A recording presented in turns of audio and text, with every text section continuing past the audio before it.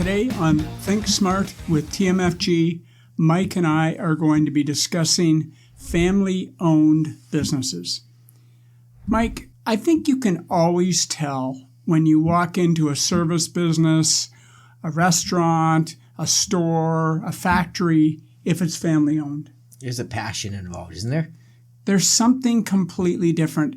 What made me think about this, I was in a garden store recently, and I walked in, and I could just tell something was different. Yeah. Everyone was committed. They were working hard. They were communicating with each other. It's so different than when you go into one of these stores that's owned by a global company. In Huntsville, we have this restaurant called the Portuguese House, and it's run by this family, came over from Portugal, but the husband is in the kitchen cooking. The one son is out there and he's serving the tables and getting everything. The wife is going letting you in. And there's a little girl who's about 6 years old who's running around cleaning everything up and making sure everything's done. And the service just, you can tell everyone's working all together to create a great experience. They care about you as a customer. And it's very different than walking into, say, a keg or anything like that. It's just a better experience.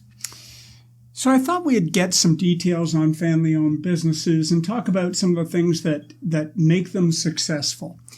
What struck me as interesting is when I started to do the research, 63% of all private sector firms in Canada are privately owned. So I guess that's a percentage as terms of number so it's not a net worth of them, right? No, not 60% it's just 63% of them. Of businesses, if you take all the business in Canada, 63% would be privately owned. That's an interesting statistic. But then they actually do produce a lot. They produce nearly 50% of Canada's private sector GDP. So not publicly traded companies, but private companies, they produce nearly 50% of those family-owned firms. And believe it or not, they employ about 7 million people. Wow. If we look at the global economy, family businesses account for 70% of global GDP and 60% of global employment. So Canada's actually a little bit behind. So if you're 7 million people, that's probably 1 out of 3 people. If you look at the Canada's 35, 40 million. So if you have a 7 million and take the percentage of working class, you're probably 1 out of 3 people are working for a family-owned business. So it doesn't mean they're family. It just means they're working for a business that's family-owned. Yep.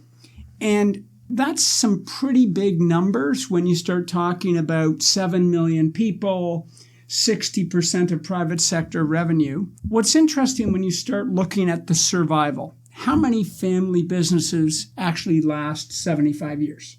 Not many. Yeah. Right? To make it to the third generation, it's rough. Only 10%. Yeah, 90% have disappeared, whether they've been bought out, closed, merged. We all know the Eaton story. That's the big famous Canadian one. You know, what made the company, it gets lost in the third generation. The first generation are just rugged individualists, and they go and make everything work. The second generation was brought up by that first generation of really rough people. Then the third generation is spoiled because they have too much money, and they don't know how to make it work. A couple of examples of really long-term family-run businesses, L'Oreal, Cargill, Walmart, and IKEA are all still family-owned businesses. Yep. One of the things that stands out is long-term planning. Very early on, they figured out a long-term plan for their success. So they didn't just go day to day. They probably brought in consultants to help them figure out what the future might look as it goes to that next generation. What makes it successful? They need to remain entrepreneurial.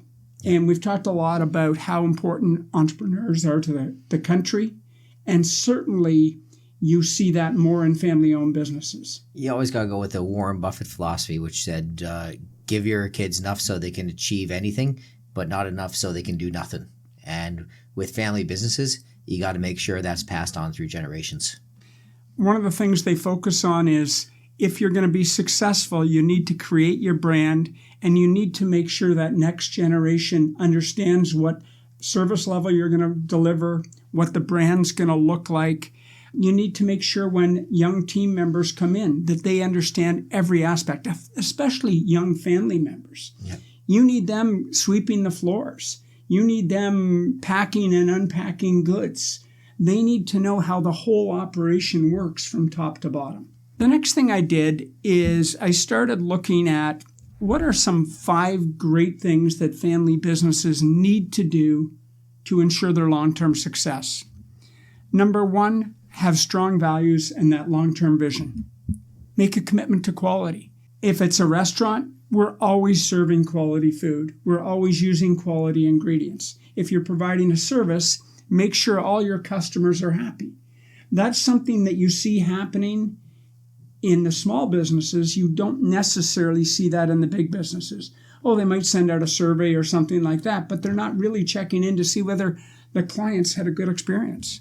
Long-term stability and sustainability. So what does that mean? Public companies are focused on short-term profits. Well, a family business can invest back into the business. They don't have to go with a publicly traded company. The problem is every shareholder wants their money out because they they want to sell that stock for either a higher amount than they bought it for, or they want to get a healthy dividend next month.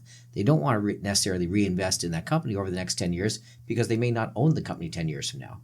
When you're family, if I have, Mike Connon's company, I know 10 years from that's still going to be Mike Connon's company. So whatever money I put into that's invested into the future. And that doesn't happen in the publicly traded sector, particularly now. That's one of the problems in the stock market. I find back in the 1950s when there used to be we made jokes about the old ladies used to buy Bell and they get their 1 share certificate, they get the dividend checks in the month, but they really cared about Bell. And when they would make a vote for a decision, they wanted to see that Bell is going to do well for the next 10 or 20 years. Now the public market is just transactionary and it doesn't have that closeness anymore. The family businesses are not like that. Think of an example, a company, let's say they need to spend $1 million on new equipment. Yeah. But if they spend that $1 million, they've got to borrow that money maybe, or take it out of their cash if they have cash in the bank, which most of them don't have a ton. Yeah. So they may need to borrow it. There's going to be costs involved. That's going to impact profits, at least for the next couple of years, until that machine is up and running and profitable. Yeah. I mean, right now, and we won't go to numbers, but we're currently doing a renovation and move in our office. And it's quite pricey, but it's an investment into the future. And that investment won't pay off for the next 5 or 10 years, but you have to take money, invest into the future of the company. And that allows you to be there in the future and grow. If you don't do that, your company just dwindles away and becomes irrelevant. Number 2 is stability and trust. Personal relationships, close-knit nature of family businesses foster trust and strong relationships with the employees who are there. They're used to working with the family. They get it. They understand the idiosyncrasies of the family. The family will do a good job to look after their employees. Whereas when you get into one of these big public companies, it's a little different. Everyone's a number. Everyone's a number, and we can cut that number. Yeah. You and I, we've got 18 employees in our office. Yeah. We look at it as a family. We understand those families of our employees are relying on us. There's a lot of kids to feed out there. There's a lot of kids to feed, and more all the time. I think the one thing that you see and you don't see in those publicly traded companies is real loyalty. It used to exist. It's kind of disappeared. Employees used to be loyal to a company. I'm going to make this a 30-year career. Yeah. Now, if they can make an extra 20% income, they're making a move. And they may make 6 or 7 moves, whereas before they may only 1 or 2. And it's not really the employee's fault. From the U.S. companies, the companies aren't loyal to the employees either. You go back and forth. No. When someone gets to the point where they've been giving their time to a company, they've been there for 15 years, I see the U.S. companies come in, just cut people because their payroll gets too high. Next up is flexibility and agility. I think that you can sum this up very quickly, the ability to make quick decisions. Yep. They don't need to go through the corporate process to get every stamp of approval. You don't need a shareholders meeting every time you want to make a small decision that helps you. Right? You can say, we're going to change this process. We're going to change our supplier here. Yep. We're going to have a different supplier. If it's a restaurant, maybe for tomato sauce. Yep. We're going to change it. And we're going to do it tomorrow. In a corporate environment, that takes a lot of time. Next up is strong relationships. The one thing I think you notice when you go into that family-owned business, they know their long-term customers. They call them by name. Yeah. They often know about their family. And it's just a different feel. And I think that's what helps make them so successful. Last one is, believe it or not, employee satisfaction and loyalty. Yep. If they do a good job on keeping their long-term employees, they deliver a better experience for the end client. Yep. So I think we tend to think of, when we're talking in the stock market, we spend a lot of time talking about these big, globally, publicly traded companies. We're forgetting there's a whole other side to the economy that is equally important. Hey, even when you go back to the Richard Branson idea, was always to keep his employees happy. And he always considered his goal was to keep his employees happy, and they will keep his customers happy. And I think family business, that's built into the whole system. That brings us to the end of another week. This is Rob and Mike with Think Smart with TMFG.